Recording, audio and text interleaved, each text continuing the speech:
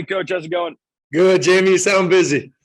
Just trying to get back to Pullman. Hey, so there's just been some chatter going around about guys like Abe and Liam, Jalen and Max maybe sitting to prepare for the league. If that is the case, then, how do you kind of anticipate the battles of tackles playing out?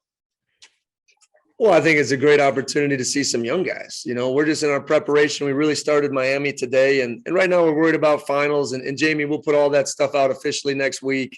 I want guys to focus on finishing class and graduating and doing everything we can to kind of prepare, compete and finish through finals. So we'll put all that stuff out next week. But right now, we have a lot of periods where we're just looking at young guys. I mean, that's the best part about getting these 15 practices.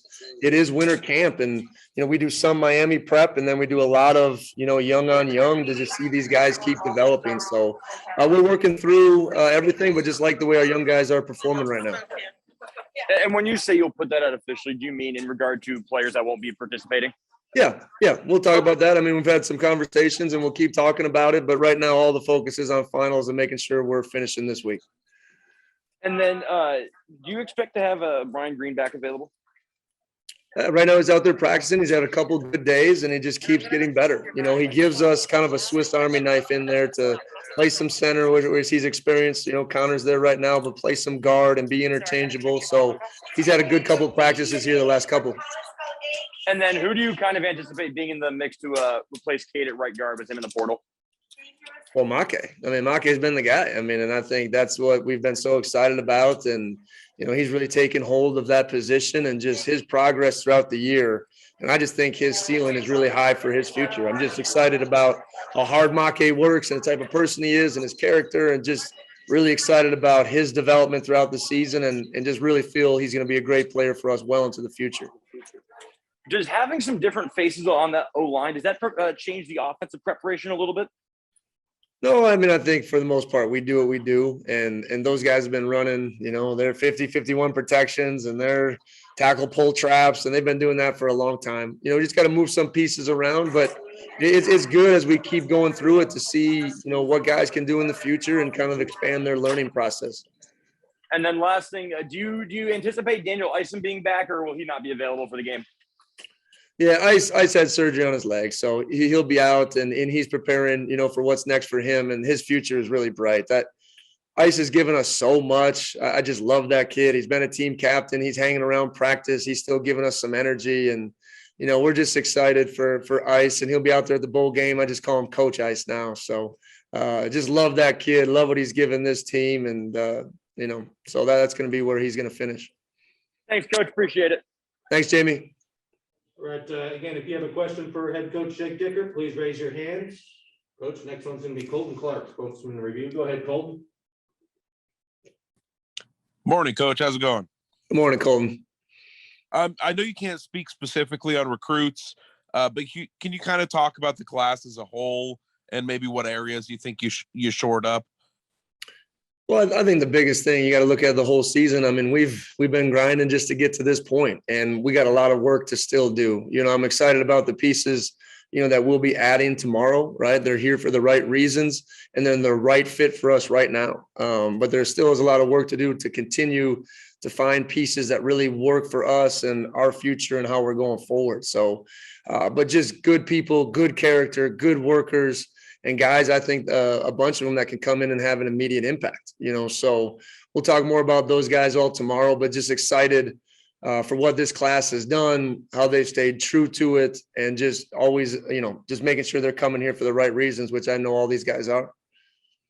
In terms of who's playing tight end or H-back next year, would that probably be a newcomer, or is there a chance that maybe some current players are converted?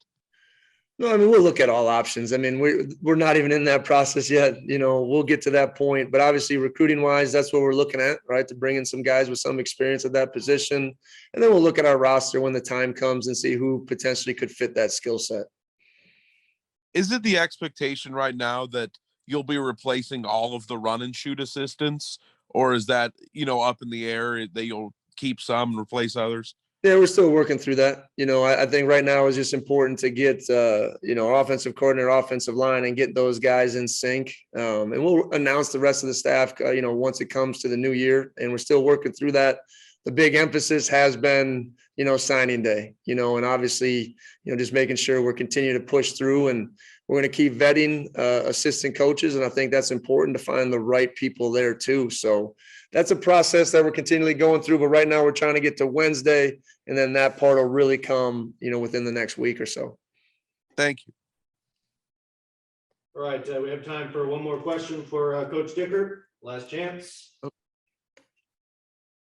Yeah, I've got one more. Go ahead.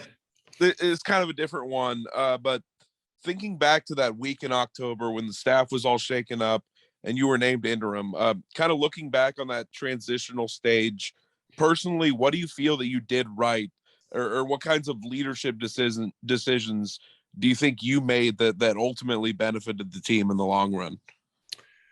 I've said this a little bit before, Colton, but I just thought, like, when it happened, it was just one of those times and moments, like, in your life where you just realize I'm just going to go be myself, because I felt like being myself and the way I motivate and the way I challenge and my energy and what I could bring to the team now was just going to work, right? There was a lot of emotion. There was a lot of energy. There was a lot of things in our young people's minds. I just knew if I could point all of that in the same direction, and that's the direction that we wanted to go as a team, that these guys were going to buy in and they were going to keep working. Like, they believed in themselves and they weren't going to quit on themselves, right? So all I did is when I came in was just give a direction, give a spirit, give an energy, and it just took off. And like I said, it was a mindset that we provided, but it was player driven, and it came from inside out, from the captains to the seniors to the rest of the team.